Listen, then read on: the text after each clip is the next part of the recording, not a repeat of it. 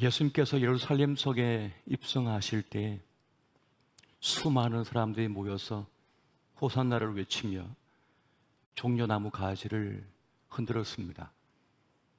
그리고 그것을 벗어 길에 깔았습니다. 그 위를 우리 예수님께서는 나귀 새끼를 타시고 그렇게 입성하시게 되었습니다. 그러나 얼마 가지 않아 호산나를 외쳤던 그 열정 어린 목소리는 순식간에 싸늘한 음성이 되어서 예수를 십자가에 못 박으라고 그렇게 돌변했던 것을 우리가 보게 됩니다. 어쩌면 이것이 오늘날 이 시대를 살아가는 우리 신앙인의 모습과도 흡사하지 않나 하는 생각이 듭니다. 주님은 우리를 위하여 모진 순환을 당하시고 그렇게 십자가에 달리셔서 모든 피와 물을 쏟아 우리에게 생명을 주셨건만 우리는 조금만 불편해도 조금만 손해를 보는 것 같아도 또 마음에 들지 않으면 그 십자가를 거부하고 포기하는 일들이 참 많은 것을 보게 됩니다. 이러한 때 우리는 어떻게 신앙의 길을 걸어야 할까요?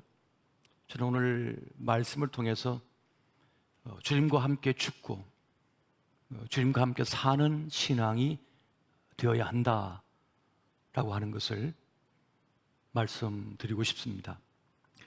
철학자들은 인간을 가리켜서 세상에 던져진 존재라고 합니다. 누구도 자기 인생, 자기 생명을 선택하여 태어난 사람이 없다는 것입니다. 삶의 자리도 시간도 그저 주어졌기에 살아간다는 것입니다. 그래서 이제 자기 있음을 깨닫고 경험하는 순간부터 어떻게 살아가야 할지 고민 속에 빠지게 된다는 것입니다. 이것이 우리 인간의 숙명이라는 것입니다. 19세기 독일 신학자인 칼 바르트는 사람의 생에 단 한 번의 기회라고 하는 그의 글에서 그런 말을 합니다. 사람에게는 많은 기회가 있는 것 같지만 단 한 번의 기회가 있을 뿐이다. 그것은 바로 죽음이다. 그렇게 말을 합니다. 그 죽음의 기회를 잘 막기 위해서는 두 가지를 생각해야 한다고 말합니다. 그래서 바로 메멘토 모리라고 하는 것입니다. 바로 죽음을 생각하는 삶이라는 것입니다. 또 하나는 메멘토 도미니, 주님을 생각하는 것이다 라고 말을 합니다. 죽음을 생각하지 않는 사람, 자기 죽음의 현실을 깊이 깨닫지 못하는 사람, 그리고 주님이 있다라고 하는 것을 생각하지 못하는 사람은 헛된 인생을 살 수밖에 없다는 것입니다.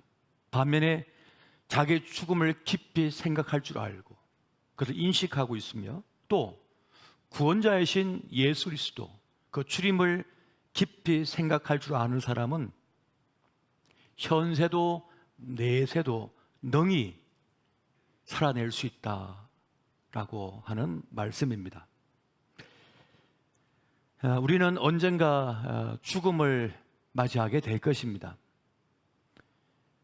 죽는다고 하는 것을 아는 것이 바로 인간이 가진 중요한 지혜 가운데 하나인 것이죠.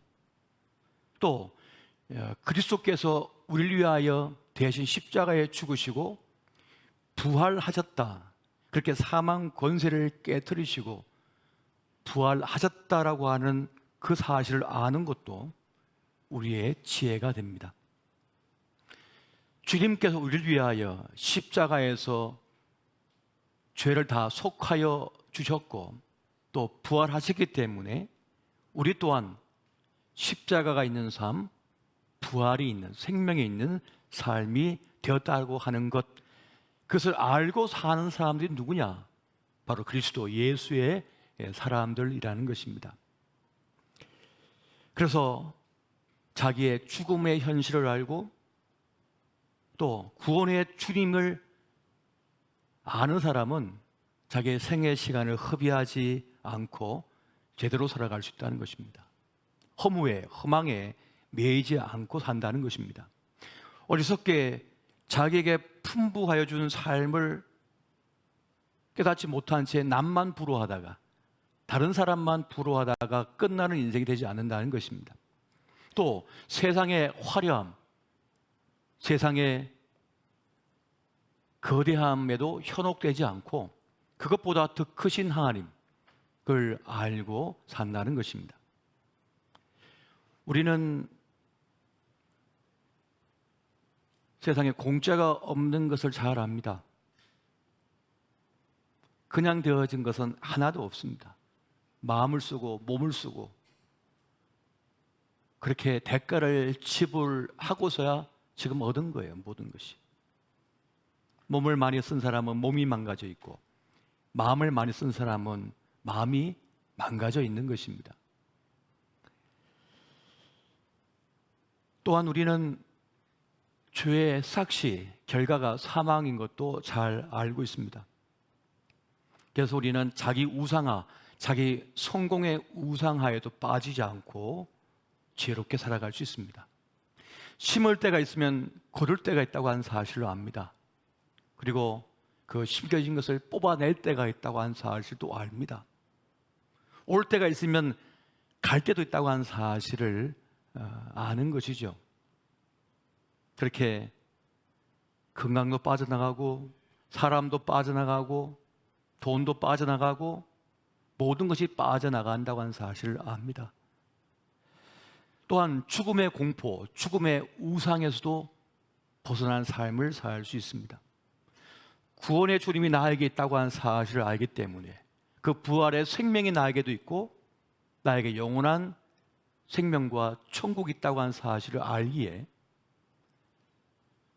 죽음의 우상화에 빠지지 않고 살 수 있다는 것입니다. 그렇게 나의 부족함, 나의 연약함, 또 하나님의 위대하심, 또 부활의 주님, 구원의 주님이 나에게 있다고 하는 사실을 아는 사람은 자기 힘으로만 살지 않고 은혜로 살고자 합니다. 은혜를 바라보며 산다는 것입니다. 이것을 사도 바울은 알았기에 우리에게 말하기를 주님과 함께 죽고 주님과 함께 사는 삶을 살라고 우리에게 말씀해 주고 있습니다. 그렇다면 주와 함께 죽고 주와 함께 사는 삶은 어떤 것일까요? 먼저는 여러분, 성경 우리에게 세례받은 사람이 주님과 함께 죽고 사는 사람이라고 말씀합니다. 로마서 6장 3절 4절을 우리 같이 한번 보겠습니다. 자, 시작. 무릇 그리스도 예수와 합하여 세례를 받은 우리는 그의 죽으심과 합하여 세례를 받은 줄을 알지 못하느냐. 그러므로 우리가 그의 죽으심과 합하여 세례를 받음으로 그와 함께 장사되었나니 이런 아버지의 영광으로 말미암아 그리스도를 죽은 가운데서 살리심과 같이 우리로 또한 새 생명 가운데서 행하게 하려 함이라. 아멘.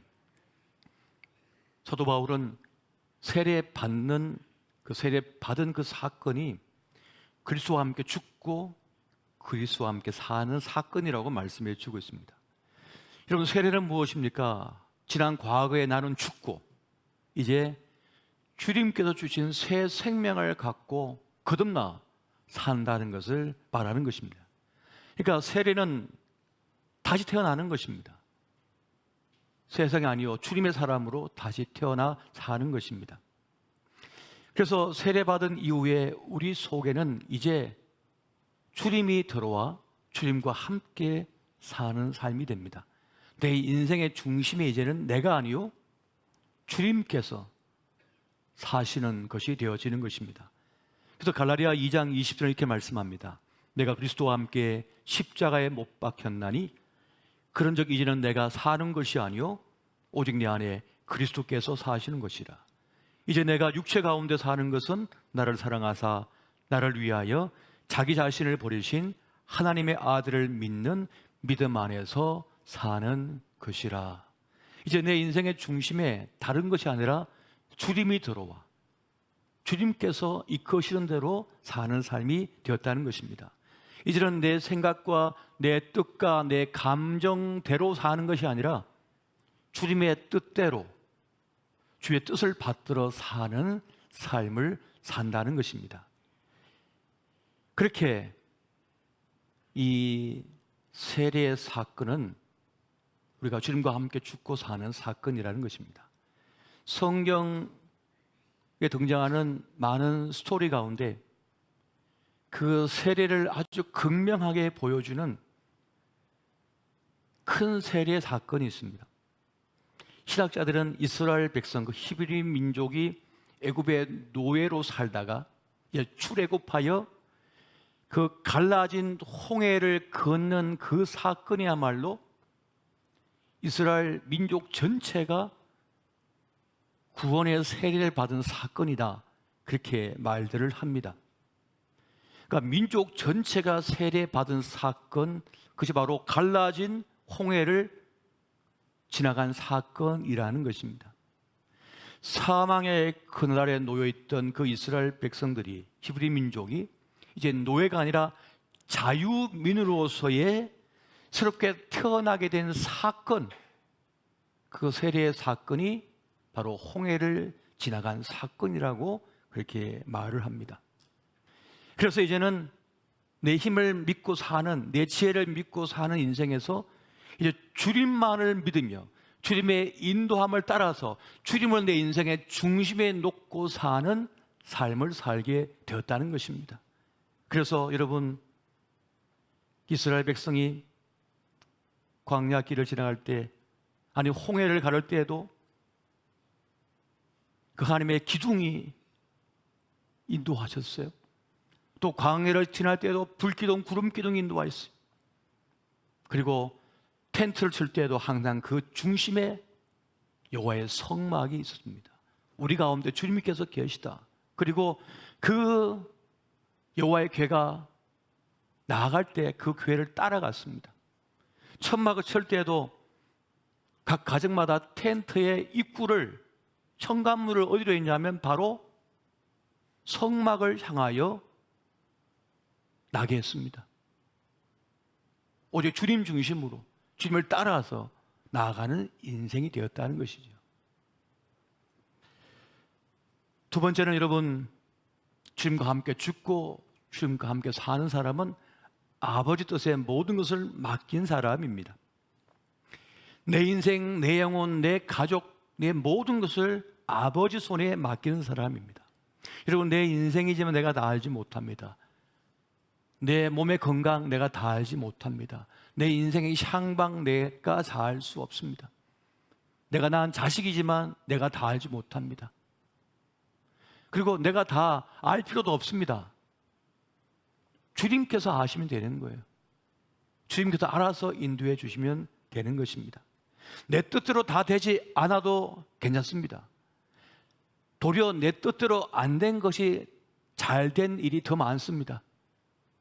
그렇게 아버지 뜻대로, 아버지 인도하심을 따라 나아가는 삶, 그것이 바로 주님과 함께 죽고 주님과 함께 사는 그 삶이라는 것입니다. 그래서 우리가 이 세상을 잘 살기 위해서는 수고하고 무거운 짐진 자들아 다 내게로 오라, 내가 너희를 쉬게 하리라 하셨던 주의 말씀을 쫓아서 내 짐을 주님께 넘겨드리면 됩니다. 주님, 저는 다 할 수 없습니다. 다 모릅니다. 다 할 수도 없습니다. 주님께서 이끌어 주시고 인도해 주십시오. 여러분, 잡히시던 밤에 예수님께서 뭐라고 기도하셨습니까? 아버지여, 내 뜻대로 마옵시고 아버지 뜻대로 하옵소서. 십자가에 달리신 그 자리에서 주님께서 뭐라고 하셨습니까? 내 영혼을 주님께 의탁하나이다, 맡기나이다.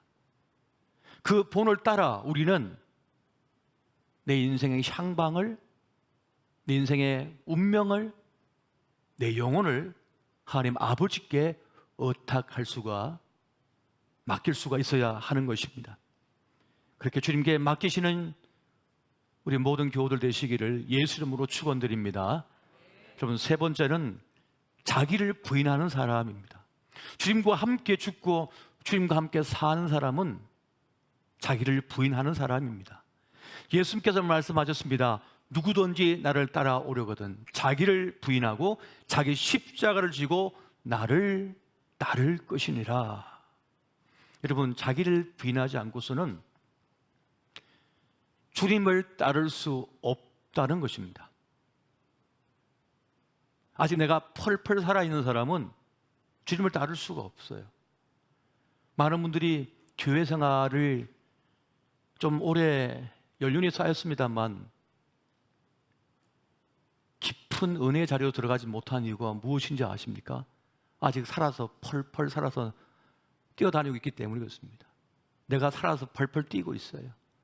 아직도 내 뜻대로 해야 된다고, 내 말대로 돼야 된다고, 내 생각대로 되어야 된다고, 내가 원하는 대로 교회는 가야 된다고, 자기가 하나님에 대해서 누군가를 판단하고 누군가를 정죄하고 그래 펄펄 살아 날뛰니까 뛰어다니니까 신앙생활이 은혜롭지가 못하는 것입니다. 자기를 부인하지 않고서는 주님을 따를 수가 없습니다. 내 속에 내가 너무 많으면 그 가시나무새의 그 가사처럼 내 안에 내가 너무 많아요. 내 안에 주님이 들어오셔야 되는데 내 안에 내가 너무 많기 때문에 주님을 따를 수도 없는 것입니다. 여러분, 내 힘으로 홍해를 건널 수 없음을 인정해야 됩니다. 내 힘으로 광야를 지나갈 수 없다는 사실을 인정해야 됩니다. 내 힘으로 여리고성을 결코 이길 수 없다고 한 사실을 인정해야 되는 것입니다. 자기를 부인하고 하나님의 능력을 믿고 따르게 될 때 홍해를 가르게 되고 광야를 지나갈 수 있게 되어지며 일고성을 넘어 가나안으로 들어갈 수가 있게 되어지는 것입니다. 여러분, 그렇게 세례받고 거듭난 하나님의 사람은 어떤 사람입니까? 이제는 나는 죽고 예수로 산다는 거예요. 이제는 내 말이 아니라 내 생각이 아니라 하나님 말씀대로 하나님 뜻대로 산다는 것입니다. 나는 죽고 예수로 사는 것, 그것이 바로 구주와 함께 죽고 구주와 함께 사는 것이라는 것입니다. 여러분, 거듭난 사람은 이제 영적으로 예수 믿어서 거듭난 사람은 영적 입덧 현상이 있다고 하잖아요. 입덧은 태아에게 더 좋은 것을 공급하고자 하는 현상이라고 합니다. 그런데 그 입덧 현상이 일어나는 것 중에 하나가 뭡니까? 전에 좋아하던 것을 안 좋아하게 되는 거예요. 아, 그거 치우라고. 냄새 난다고, 구역질 난다고, 멀리 해야. 전에 좋아하던 세상 것, 술 친구, 거짓말, 혹은 누굴 험담하던 것, 나쁜 습성, 그 모든 것이 낯설어져요. 불편해져요. 이것이 거듭난 사람의 모습인 것이죠. 자꾸만 말씀이 들려오고 자꾸만 기도하고 싶어지고 자꾸만 찬송 부르고 싶어져요. 그런 변화가 내 안에 일어나게 된다는 것입니다. 네 번째, 구주와 함께 구주와 사는 사람은 주님께 붙들려 사는 사람이라고 말씀을 합니다. 여러분, 로마서 6장 우리 12절과 13절 말씀 같이 보겠습니다. 시작. 그러므로 너희는 죄가 너희 죽을 몸을 지배하지 못하게 하여 몸의 사욕에 순종하지 말고 또한 너희 지체를 불의의 무기로 죄에게 내주지 말고 오직 너희 자신을 죽은 자 가운데서 다시 살아난 자 같이 하나님께 드리며 너희 지체를 의의 무기로 하나님께 드리라. 아멘. 이전에는 욕심에 붙들려 살았습니다. 제가 갈망하던 것, 한스러워했던 것, 내 안에 목마름이 있던 그것에 끌려 살게 되었습니다. 근데 주님은 사도 바울을 통하여 그것이 아니라고 말씀합니다. 지난 과거에는 죄에 끌려 욕심에 끌려 살았다면 이제는 주님께 붙들려 사는 삶이 되어야 한다고 말씀해 주고 있습니다. 그래서 로마서 12장 1절에 이렇게 말씀하죠. 너희 몸을 하나님이 기뻐하시는 거룩한 산 제물로 드리라. 이런 너희가 드릴 영적 예배니라 라고 말씀합니다. 지금 여러분은 누구에게 어디에 붙들려 지금 살아가고 계십니까? 많은 사람들은 자기가 열망하는 것, 자기가 숭상하는 것을 쫓아 살아갑니다. 내 속에 있는 내 속사람이 갈망하는 게 있어요. 어떤 사람은 권력, 힘에 대한 갈망이 있어요. 그것이 내면화되어 있어요.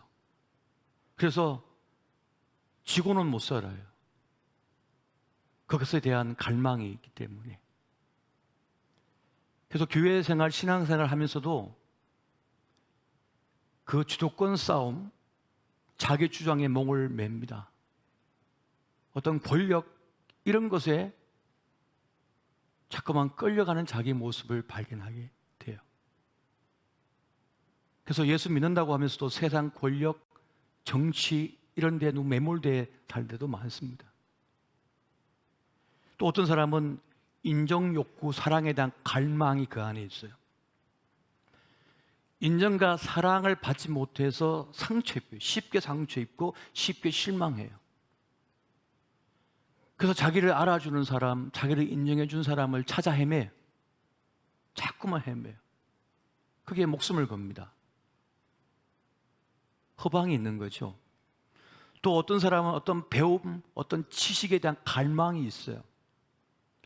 성경 공부, 제자 훈련의 목적은 주님을 닮아가는 것인데 그것이 아니라 내가 많이 안다, 내가 더 높다, 내가 더 크다, 이것을 증명받고 싶어서 거기에 몰입하는 그런 분들도 볼 때가 참 많습니다. 세상의 경쟁 논리가 내 안에 들어와 버린 것이죠. 사도 바울은 그리스도 예수의 사람을 가리켜서 몸의 정욕에 굴복하지 않는 자라고 말씀합니다. 그러면서 하나님께 붙들려 사는 사람, 그가 바로 주와 함께 죽고 주와 함께 사는 사람이라고 말씀해 주고 있습니다. 우리 모든 교우들은 세상이 아닌, 내 갈망이 아닌 주님께 붙들려 사는 그리스도 예수의 사람 되시기를 예수 이름으로 축원드립니다. 여러분, 다섯 번째는 참 자유를 누리는 사람이 나는 죽고 예수로 사는 사람의 모습입니다. 여러분, 예수님께서 자신을 뭐라고 했습니까? 나는 길이요 진리요 생명이니 라고 말씀했습니다. 우리가 주님을 영접하여 주님을 모시게 되면 참 자유를 누리는 사람이 됩니다.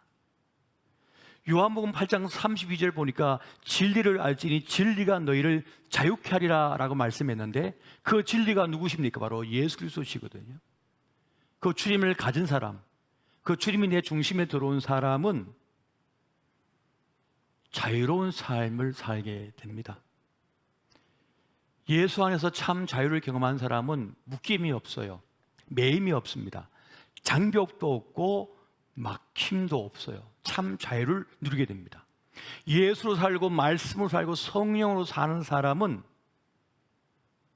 이 세상을 능히 이기는 능력을 갖게 됩니다. 그것이 바로 자유하는 능력입니다. 타인의 시선에 초연합니다. 평범하게 살아도 억울하지 않아요. 꼭 1등이 안 돼도 돼요. 그건 자기에게 주어진 생애를 성실하게, 충실하게 자기 몫의 삶을 살아가는 것입니다. 이 땅에 사는 사람들 중에 얼마나 많은 사람들이 세상 경쟁 논리에 빠져가지고 패배자로 살아가는지 모릅니다. 그만하면 잘 살고 괜찮은 삶을 살고 있음에도 불구하고 스스로 생각하기를 나는 패배자다, 나는 3등 인생이다. 나는 아웃사이드다고. 그렇게 스스로를 비하하면서 자기를 학대하며 살아갑니다. 그렇게 열심히 성실하게 살았고 착하게 살았고 좋은 사람인데도 늘 자기를 형편없게 여겨요. 그러나 그리스도 예수의 사람, 주님이 내 안에 들어와 주와 함께 죽고 주와 함께 사는 사람은 그런 데에 이제 더 이상 매이지가 않습니다. 묶이지가 않는 거예요. 그래서 그러한 일은 사소한 일도 잘해요. 사람들은 다 큰 일만 하기를 원해요. 높은 자리에 서기만 원해요. 꼭 센터, 중심에 서려고 그래요. 그래서 교회도 왜 그렇게 중앙자가 많이 들어가는지 모르겠어요. 꼭 자기가 중심이 돼야 된대요. 우리가 중앙에 서야 된다는 거예요. 사이드에 좀 나가 있으면 어때요? 저 끝에 교회라고 하면 어때요? 그 뭔 상관이 있다고? 그리고 제일이래요, 제일.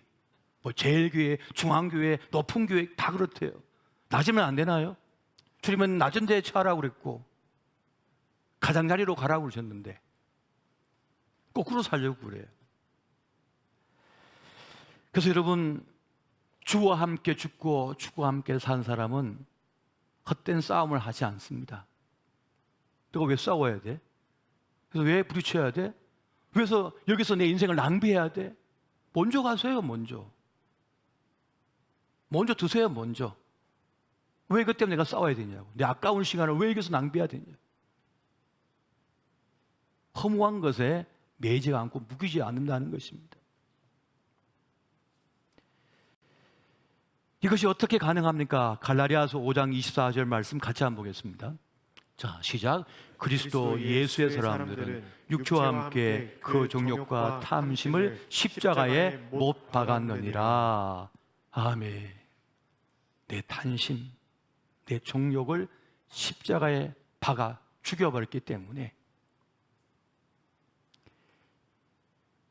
우리는 죄에 대하여 죽고 지난 과거에 대하여 죽고 이제는 예수로 사는 삶이 되어야 합니다. 여러분, 예수님이 내 인생의 주인이 되면 이제 묶였던 것에서 풀려나는 자유현상이 일어나게 됩니다. 헛된 것에서 풀려나게 돼요. 묶였던 것에서 풀려나는 해방을 경험하게 됩니다.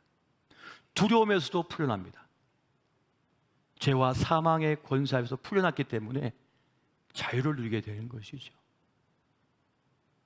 이번 코로나 상황으로 참 많은 분들이 이 세상을 떠나셨습니다.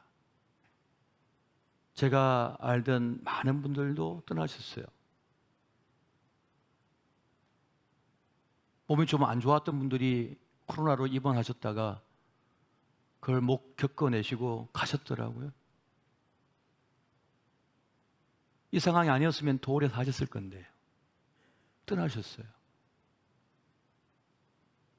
어떤 분은 저에게 목사님 이제 100세 시대인데요. 늘 그렇게 얘기하는데 제가 볼 때는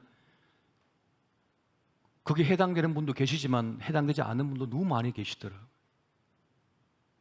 그렇게 우리의 인생은 변수가 많습니다. 우리에게 주어진 생애의 시간을 여러분 헛된 것에 묶여서 헛된 싸움하느라 낭비하지 마십시오.